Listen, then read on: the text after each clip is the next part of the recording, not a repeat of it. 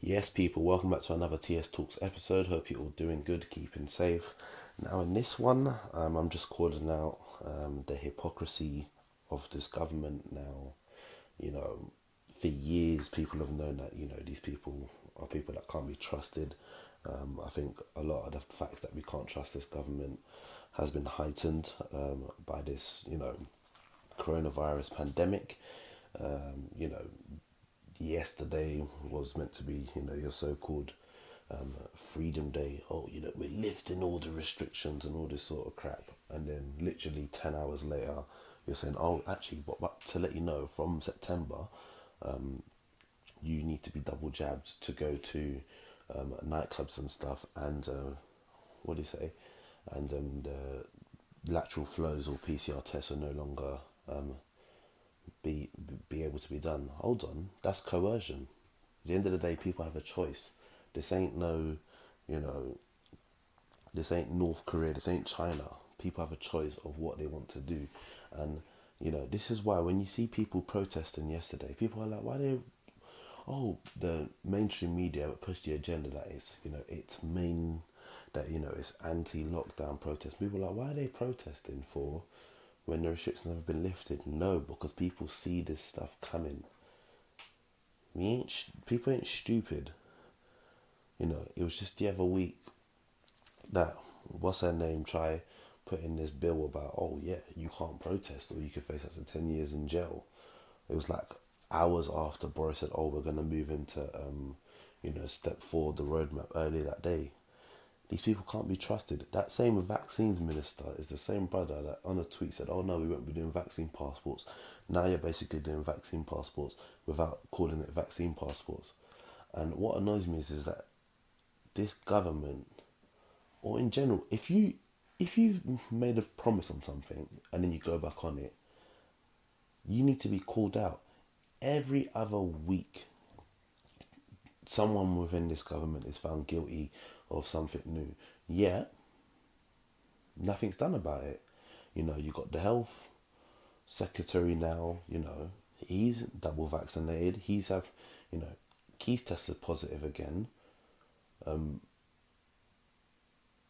So it's still gettable, this thing, but for somehow, you know, come September, oh, if you want to go, if you want to go to any of these events, you must be vaccinated. But I thought people have a choice. There's people that's medically exempt.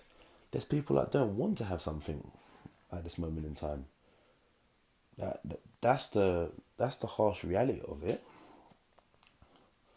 You know, I don't see, and this is why people will have theories, and people say, oh, you're a conspiracy theorist and all this stuff. But this is why people have theories on things, because, you know, the, I've never seen the government so eager to, like, oh, go and get checked for cancer, go and get checked for this, that, the other. Where it's like, oh, yes, you must, you must get this. Oh, actually, you won't be able to do anything, or you won't be able to go to any of these large venues if you don't have this. So if come September you don't have this, and these tests are no longer required now, so why are we doing the tests now?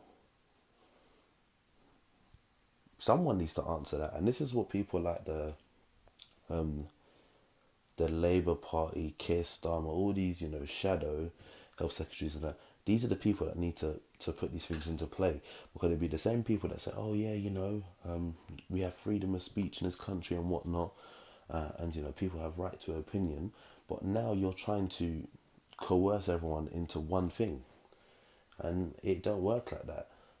And it's all good trying to call out the people that have a different opinion to you and say, oh, oh, they're anti-vax, they're this, that, they're the other. But I did a video, I'm not even sure how long ago it was now. It might have been all October, November last year, where I was like, oh, how to debunk conspiracy theories. And that was when they were talking about putting some law in place to stop people having any opinion other than like pro-vaccine takers. And I said from then, I said, the best way you debunk people's theories is you address them all within that House of Parliament. You've all signed off on it. It is put in writing that if you are found to be guilty of any of this stuff, that not only yourself, but your kids, kids, all the way down, somewhere down here is liable. And it's not no corporate libel where you pay a fine, it's libel, you go to jail. That's the reality. People said from before, oh, you know, they're going to make it that once this thing comes out, there'll be a point where you'll have a choice, and then it will come a thing that's like, oh, well, you need to have it. And people are like, no, it's about your health. It ain't looking like that now. So people, this sort of thing needs to be addressed within the House of Parliament. I saw the other week that people they'd voted, to make it mandatory for people in care homes to have this. But hold on, this doesn't make sense. People have a choice. You're not giving people a choice. You're telling people what to do. And I've said it in a few videos now. This has become the most mandatory, non-mandatory thing so far in terms of the push. Now, they're trying to make it mandatory come the end of September. But when people talk about any adverse effects or whatnot, they don't say nothing. I was surprised the other day to see Sky News actually put, and what did they put? I think it was Pfizer or Moderna. There is a risk of heart inflammation, but the benefits outweigh the risks. Hold on, I ain't never had heart inflammation before. I'm sure people were like, well, you know what, heart inflammation, I'd rather not.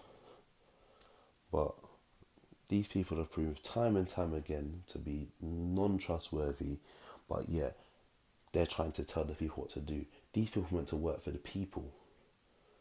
And I think that's where things have gone wrong over the years. These government officials must think they must tell everyone what to do. They need to understand they work for the people.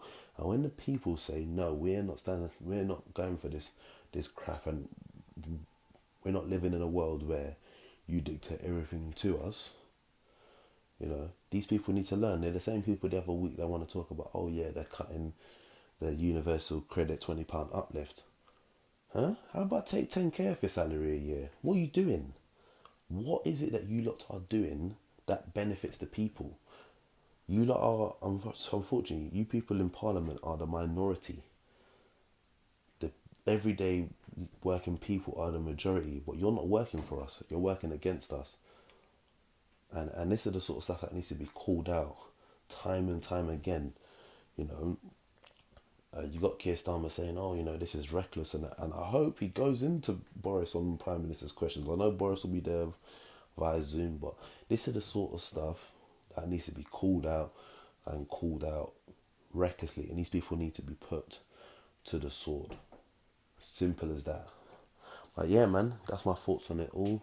I'd be grateful to get your thoughts in the comment section below, and if you haven't already done so, hit that subscribe button now, and I'll catch you next time. Peace.